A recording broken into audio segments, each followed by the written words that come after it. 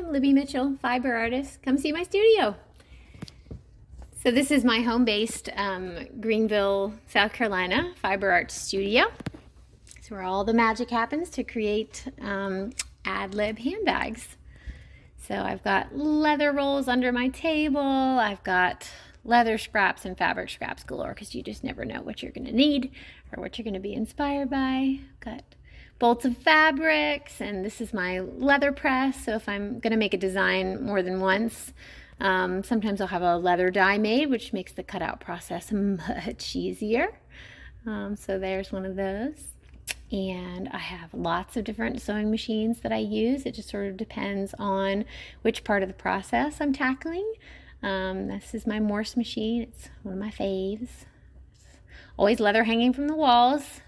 And this is my old card catalog that I have repurposed into the most fabulous bits and bobs set of drawers you can imagine. So anything you would possibly need to create a handbag is in here, from purse feet to threads to leather working tools, metal working tools,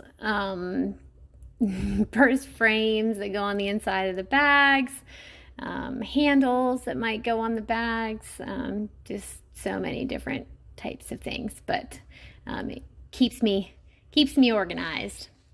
So these are some of my other machines. This is my workhorse machine that is a walking foot machine that I love, and this is a post machine, lets me get up into those nooks and crannies. And right now on the table I have some fabrics from a collaboration I'm doing with an artist based in Charleston. So this is my studio, and a little bit about my process. I start with a fabric.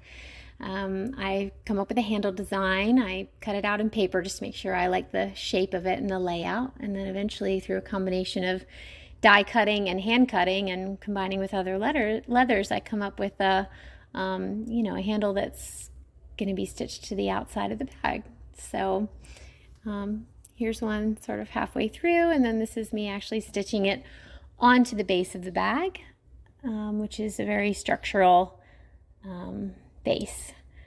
So there it is, all finished up. And I like to do some metal work too, so a lot of times I'll let the fabric be my inspiration, and I'll use some brass that I then etch with a drawing, as you can see there, to create one-of-a-kind pieces.